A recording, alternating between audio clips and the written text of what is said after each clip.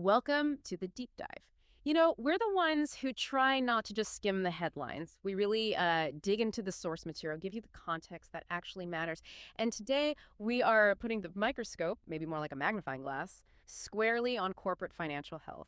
We're zeroing in on that recent, pretty comprehensive report and the outlook from CFO Spence Newman. See, when you look at quarterly earnings, it's often just this huge dump of information, right? News shows, subscriber numbers, marketing spin. So our mission today is, well, surgical. Cut through the noise, unpack the crucial metrics. We really want to get at the true financial health, the strategy behind that future outlook, and yeah, the surprising details from Q3 2025. It's about getting that core financial picture, warts and all. Okay, let's unpack this. And that kind of focus is absolutely key when you're dealing with something this dense. My role here is really to take these complex financial bits, the margins, cash flow, those unexpected risks, and just synthesize them for you. We need to look at not just what the CFO reported, but critically how we frame things, global operations, future profitability. Makes sense. And why should you, the listener, care about this specific CFO report?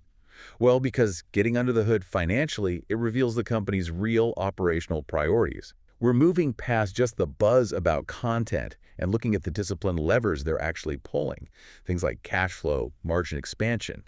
That's what dictates the long-term game. Okay, so to really get the Q3 complexities, we actually need to sort of step back first. The CFO kicked off his report by setting the stage right, reminding everyone about the really strong momentum from Q2 2024. It sets a baseline, like this is what healthy looks like right before they hit that big accounting surprise. That's exactly right. Q2 was, undeniably strong. Robust performance across, well, pretty much every key metric. You saw strong revenue growth, significant member adds, solid profit expansion. And it wasn't just a fluke. It showed that the strategies they'd put in place over the last year or so were really starting to pay off together. Yeah, it was a standout quarter. They didn't just meet expectations. They pretty much crushed them. Reported a hefty 17% revenue growth. And maybe more importantly, those operating margins, up a full 5 percentage points year over year. That kind of jump suggests some serious operational leverage kicking in. And the CFO was quite clear about where that Q2 member growth came from. He detailed three main drivers, which shows it's a multi-pronged thing, not just relying on one hit show. First, just the consistently strong performance of their content, delivering hits across different genres, different markets internationally. The usual suspect, but always important. Always. Second, and this is where that operational success really comes through, was the continued positive impact from paid sharing. The CFO did note, it's getting harder to pin down the exact dollar impact now that it's, well, business as usual.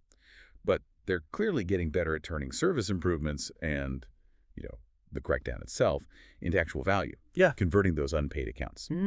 Got it. So it's less of a big project now and more just part of the normal revenue engine, a sustained win. And the third driver, that points to going after new customers, right? The ad-supported plan. Exactly. The ad plan is doing what it was supposed to do. It's an attractive entry point, good price, good features. It's successfully bringing in new members who maybe were more price sensitive before. So that combination, great content, effective paid sharing, and the ad tier entry point, it really builds a case for a durable growth strategy heading into Q3. Which leads us right into the big headline from Q3 2025. And yeah, here's where it gets really interesting. Spence Newman said flat out, operating income would have beaten their own forecasts for the quarter, if not for one specific huge expense, this Brazilian tax matter. Yeah, this specific item took up a lot of airtime on the call, which tells you just how significant and, frankly, how complex it was. The CFO stressed, repeatedly, this is not your standard income tax. He framed it very plainly as a cost of doing business in Brazil, something that needed this immediate massive accounting adjustment. And the name itself is quite something. It is. The official name, Contribution for Intervention in Economic Domain, CNO-DIED, which, as Newman himself joked, is a bit of a mouthful. Understatement. Functionally, it's a 10% gross tax on outbound payments. So for them, it hits the payments Netflix Brazil makes to Netflix US for services, IP, licenses, basically everything needed to run the service in Brazil. Okay, so boiling it down.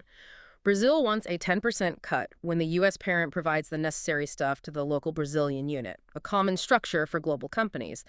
But the key thing is the timeline, right? This tax wasn't brand new, but the liability just suddenly appeared on their books. How did that happen? Exactly. So rewind to 2022. The company got a favorable ruling from a lower court in Brazil That ruling basically gave them confidence they were exempt from paying the CID tax. Okay. So, based on that legal comfort, they didn't accrue anything for it for years. Uh-oh. I sense where this is going. Right. Then, August 2025 happened. The Brazil Supreme Court made a decision 7-4. And it wasn't even their case. It was against some unrelated company. Wow. But that ruling effectively broadened how CID applies. It said the tax applies even to service payments that don't involve transferring specific technology. And that interpretation just completely changed the game. It basically crushed their chances of winning their own case. So that unrelated Supreme Court ruling suddenly made their potential tax liability very, very real. Immediately. From an accounting perspective, that August decision meant they had to deem the loss probable, which means, bam, you have to record the full expense. And they did in Q3 2025. Booked it under cost of revenues. The full expense, meaning? Meaning the entire potential liability from 2022, when they got that favorable ruling, all the way through Q3 of 2025. And this is the staggering part that makes the Q3 numbers look so weird. The charge was massively retroactive. Newman pointed out only about 20% of the total charge actually related to 2025 operations. The rest, the huge bulk of it, was catching up on 3 years of past exposure. That's a corporate finance nightmare scenario. A multi-year retroactive bill landing all at once because of a legal U-turn in a key market. No wonder the CFO spent so much time explaining this rather obscure tax law. It was clearly strategic communication. Damage control, maybe? Oh, absolutely damage control, but I'd say transparent damage control. Yeah. Newman's clear goal was to isolate this thing. He wanted analysts, investors, everyone to walk away with 2 key points. First, this CID tax is unique. No other major country they're in has anything quite like it. Okay, so not a sign of a global trend. Exactly. And second, crucially for looking forward, he explicitly stated they do not expect this to materially impact results going forward. It's a one-off historical cleanup charge, not some structural flaw that's going to keep hitting them. That context makes the forward-looking guidance even more interesting, doesn't it? They swallow this massive retroactive hit in Q3, and yet they still manage to improve their margin expectations for the whole year. Let's shift to that outlook. What did analysts learn about margins, the longer-term view? Yeah, focusing on 2025, the underlying strength, that operational leverage, is clearly showing through. Despite that huge Q3 accounting shock, they actually raised their margin target for the full year. They're now aiming for a 26% operating income margin. That's up from 25% before. And up 5 points from 2024. And represents a huge 5 percentage point jump year over year compared to 2024. That's significant progress. So that 5-point leap, is it mostly just tight cost control, maybe slowing content spend, or is it the revenue leverage finally really kicking in from all those global subs and higher prices? The CFO implied it's a mix, but he definitely emphasized the inherent leverage in the model. Look, they're seeing sustained healthy revenue growth. But at the same time, because they're so big globally, certain fixed costs, think content infrastructure, some G&A, they just grow slower than revenue. Natural scale benefits. Exactly. Creates that natural leverage. And Newman really stressed the long-term commitment. The goal is to grow margins every single year. Now, he acknowledged things like foreign exchange rates can make the annual expansion, bounce around a bit. Sure, always a factor. But his underlying message was firm. He believes there's a lot of room for profit growth to continue for years. Okay, what about further out? Analysts always push for the next year, right? 2026. Yeah. The company said basically wait for the January call for the full year guidance. Standard practice mostly. They mentioned giving early guidance last year was kind of a one-off tied to ending the membership reporting. Right, back to the normal schedule now.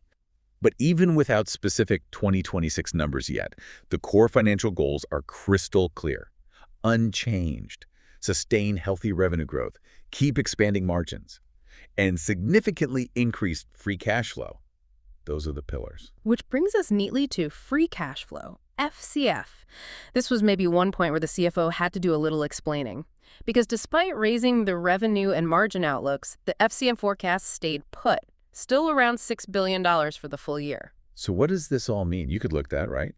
Raised profit outlook, flat cash flow target. Yeah. Does that mean they're sandbagging?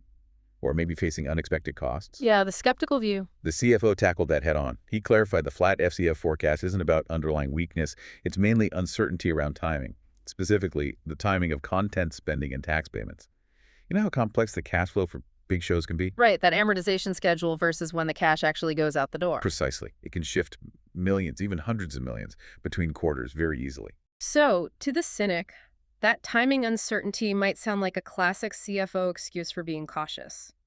Is there any real evidence they're holding back spending, or is it just standard practice, managing expectations to make sure they hit that $6 billion comfortably? I think it's largely standard risk management, but it also genuinely reflects the unpredictable nature of big budget content production. A major film or series hitting a snag for just a few weeks could easily push huge cash payments from Q4 into Q1 of the next year. Okay. So the accounting expense timing might be locked, but the cash flow timing is variable.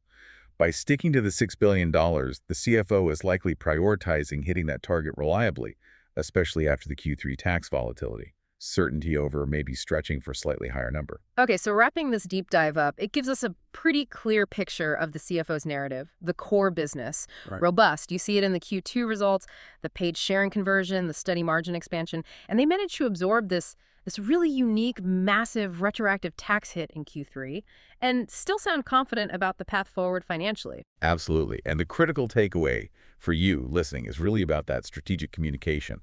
The CFO successfully framed the Q3 headline miss not as a business slowdown, but as a specific, isolated international legal risk coming home to roost.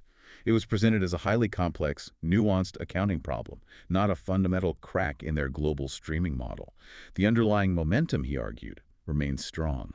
Right. So, given how specific, how retroactive, and how, frankly, political the Brazilian CID tax situation seems, here's a final thought for you to chew on. How should big multinational companies better prepare for these kinds of unexpected, maybe unique regulatory or legal shifts in really important international markets, especially when those shifts can suddenly apply backwards, hitting years of past operations? Should they structure payments differently? Is there some kind of, I don't know, legal risk insurance for this stuff? Something to mull over as companies keep navigating these often tricky global waters.